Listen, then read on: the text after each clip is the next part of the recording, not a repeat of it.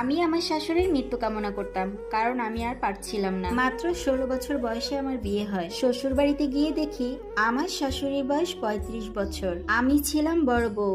বিয়ের 3 দিন পর থেকে আমাকে দিয়ে সংসারের সব কাজ করানো হয়। এক হাতে ধান আর গম ভাঙতে হতো, ঢেকি পাড়তে হতো, রান্নাঘর, ঝাড়ু, বাসন কোসন সবকিছু আমাকেই করতে হতো। আমার শাশুড়ি তো শুধু একটা কাজই ছিল, একটার পর একটা হুকুম করতেন। নিজের স্বাধীন মতো কিছু করতে পারতাম না, নিজের পছন্দ মতো কিছু রান্না করতে পারতাম না, নিজের স্বামীর সাথে বসে একটু কথাও বলতে পারতাম না। তার ছেলের সাথে কথা বললে সে শুধু সন্দেহ করতেন, ভাবতেন তার ছেলেকে তাদের কাছ থেকে আমি আলাদা করতে চাই। আমার বাবার বাড়ি যেতে দিতেন না, আমার স্বামীকে আমার পরিবারের কারোর সাথে কথা বলতে দিতেন না, যোগাযোগ রাখতে দিতেন না। কখনো যদি একটু হাত পায়ে ধরতাম আমি আমার বাবা বাড়িতে যেতে চাই, তাহলে আমার শাশুড়ি বলতো আমার ছেলেকে নিয়ে যাওয়া যাবে না, তারা ভুল বোঝাবেন। এই কারণে কখনো আর বাবার বাড়িতে যাওয়া হতো না। রান্নায় সামান্য ভুল হলে মার খেতাম, অপমানিত হতাম প্রতিদিন। সবাই খাওয়ার পরে সবার শেষে যেটা বাঁচতো সেটাই আমাকে খেতে দিত প্রতিদিন। আমি যেন ছিলাম তাদের একজন কাজের লোক। বিয়ের প্রথম থেকেই বাচ্চা নেওয়ার জন্য আমার শাশুড়ি প্রচুর প্রেসার দিত। আমি তখন নিজেই নিজের যত্ন নিতে পারতাম না। একটা বাচ্চা হলে বাচ্চার যত্ন নিব কিভাবে?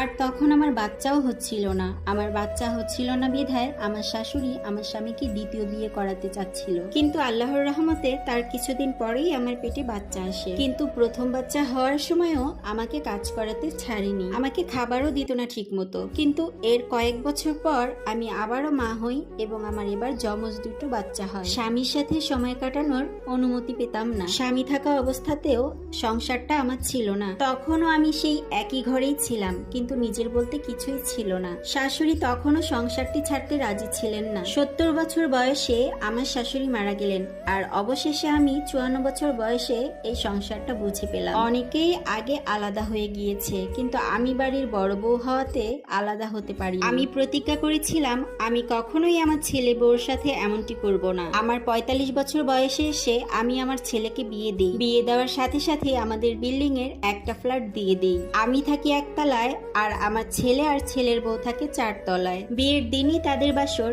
আলাদা ঘরে হয়। আমার ছেলে আর ছেলের বউ অনেক খুশি আছে।